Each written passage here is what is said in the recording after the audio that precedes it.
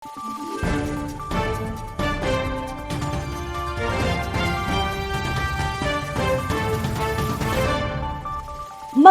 araw, Pilipinas! Ito ang Valiente News hatid sa inyo ng Office of the Vice President. Binabalik-balikan ng maraming customer ang mga lutong ulam ng isa sa maraming MTD grantee sa BARM na ngayon may sarili ng karinderya. Narito si Jera Gomez para sa karagdagang detalye. Dating nagluluto sa kantin sa isang paaralan sa Cotabato City si Lady Ber. Kwento niya, 6 na taon siyang nagtrabaho bilang cook, bunsod na rin na kanyang pagmamahal sa pagluluto. Nawalan man siya ng trabaho noong kasagsagan ng pandemya, ipinagpatuloy pa rin niya ang kanyang hilig sa pagluluto. Bali, nag-start po ito siya nung pandemic.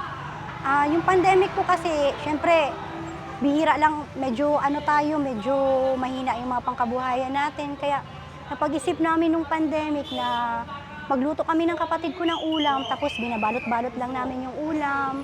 Tapos dinideliver namin sa mga kakilala namin, sa mga nagtatrabaho sa mga malls, ganon. Mga magkano rin po, Dati, 1,000 lang po yung puhunan ko dati. Napag-isip namin na magkaroon kami ng sari-sari, paunti-unti.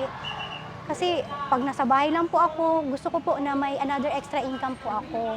Tapos ngayon, nagkaroon po kami ng pwesto, kaya napag-isipan ko po talaga na i-build up yung pagluluto. Sa ad ni Lady Ber, agad siya na tumungo sa OVP BARM Satellite Office nang napag-alaman ang pagbibigay tulong ng OVP sa mga maliliit na negosyante sa pamamagitan ng Magnegosyo Taday. Di naman siya nabigo dahil nahandugan siya ng 15,000 pesos na livelihood grant. Nag-build up po ako, kaya nag-extend po ako ng kainan. Kasi actually marami din po kasing kumakain sa amin. Dati kasi wala pa po akong chiller, kaya nag-icebox lang po talaga kami para sa soft drinks. Kaya yun, napag-isipan ko na rin po, dahil po sa karinderya po, nakabili po ako ng chiller para sa soft drinks po namin. Sa ngayon, binabalik-balikan na ng maraming customer ang karinderya ni Lady Ber. Maliban kasi sa masarap, mura rin na kanyang mga paninda na nasa 25 hanggang 30 pesos per serving. Ngayon, mas nadadagdagan po ang aking ginansya po dahil syempre bukod po sa marami na po akong nalulutong ulam, tsaka iniipon ko po lahat. Actually, nagsisavings po ako tulad po ng pinagsiseminar namin nung Magnegosyo Taday. Actually, 3 po yung alkansya ko.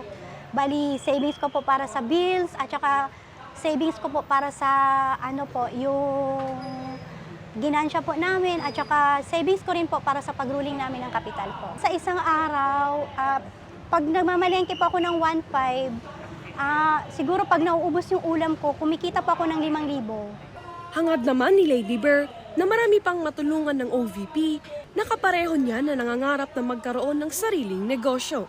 Mula rito sa Cotabato City, ako po si Jera Gomez. Lahat para sa Diyos, bayan at pamilyang Pilipino. Valiente News. Senior citizen na dati ring nagsilbi sa bayan, kabilang sa mga natulungan ng Magnegosyo Taday. Ang kanyang napiling negosyo, alamin sa susunod na episode. Ako si Claudette Loreto para sa makabuluhan, naninindigan at matapang na mga ulat at impormasyon. Maraming salamat.